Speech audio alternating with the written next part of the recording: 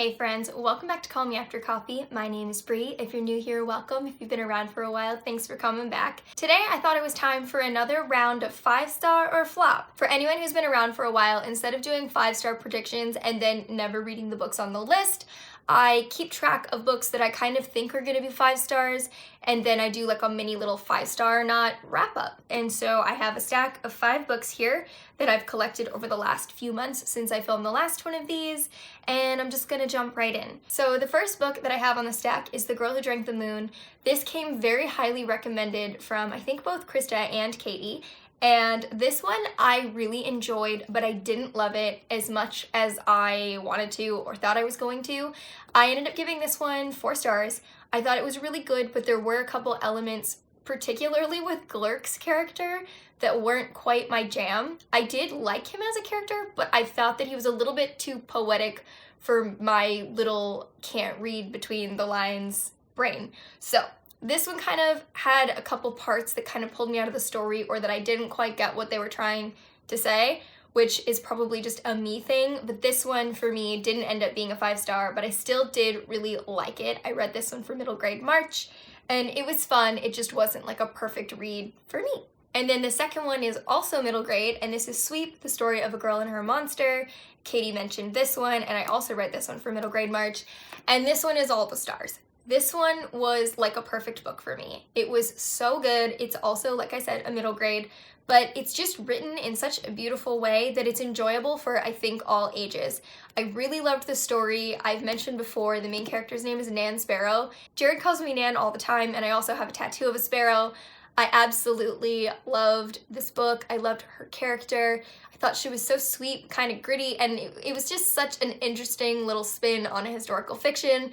It has like a bit of Jewish folklore. It was so sweet and so heartwarming and so heartbreaking, and it's got found family and friendship, and it's just, it was oh so good, and I am so glad that I read this. I loved it. I loved everything about it, and I loved every minute I spent in this book. And next we have The Tattooist of Auschwitz by Heather Morris, and this one I didn't really like. It's like I didn't hate it so much while I was reading it, but the more I think about it, the less I enjoy it.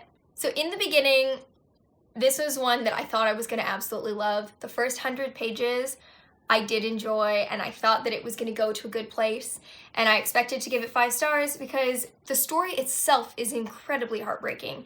And there's like a 30-second clip of Lolly, the main character, because it's based on a true story, who's telling like just a little snippet of his story, and that clip like punched me right in the heart, and it made me tear up, and I wanted that emotion in the book. And I didn't get it. It felt very like factual, very laid out. It felt a little clunky to me. I didn't really like it. And at first I think I gave it 4 stars because it wasn't a 5, and I was like, nah, there was parts of this I didn't like.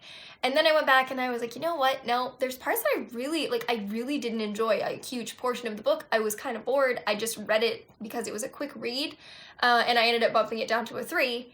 And honestly, like, when I think about it, I could easily bump this down to a 2. It's just, I don't switch my ratings up very often, but this is one of those weird ones where the story was really sad and I was interested in the book, but once I got to the end, I didn't have that like, I liked it, I liked the writing feeling. I didn't like the writing. I felt like it was really cold. So this is one I definitely don't recommend. Like, this is one I think you can summarize relatively quickly.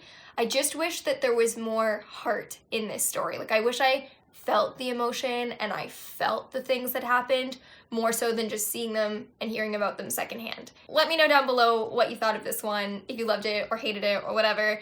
I can't be the only one, but I know this is really highly loved in like the book community, but it fell flat for me. Next, I have Hum If You Don't Know the Words by Bianca Marais, and this one I loved. This one I wholeheartedly loved. I'm not going to go on too long about it because I just posted a wrap-up about this book, but I did really enjoy it. This follows a Black woman named Beauty who's searching for her daughter, and a white girl who is adjusting to life after the loss of her parents, and she's dealing with the grief of losing her parents and a new home and all these things, and it's so incredibly heartwarming and heartbreaking all at the same time. This is based around apartheid, and this is definitely a part of history which is actually not very long ago, but a thing that I didn't know a lot about until I read this. This hit me right in the feels. I loved every moment of it. I thought the writing was beautiful, the characters were great. Beauty, I don't think was flawed. I loved her thought processes and the way that she thought about things and just the way she spoke about things. She had such a good voice. I loved that Robin was a child because I think it gave that perspective an interesting look. She was still growing and developing and asking questions, and I would really love to read Bianca's next book, If You Want to Make God Laugh. And yeah, I highly recommend this. I thought it was beautiful. All the stars, so good. And last but not least on this little pile, Things in Jars by Jess Kidd. This is one that I literally went in completely blind. I had no idea what the book was about, except for it was some kind of a mystery. That was all I knew, and I knew that it had a magical realism kind of aspect to it, but I really didn't know what I was getting myself into. I just heard that people who like The 13th Tale would like this. It was actually blurbed by Diane Setterfield. You guys know I loved The 13th Tale. It was great. And this one was so good. It was such a random thing to pick up, but it was one of those books where you're like, I don't really know anything about it, but I have a good feeling. I have a great feeling. And so our main character is Braddy Devine, and she kind of searches for missing children.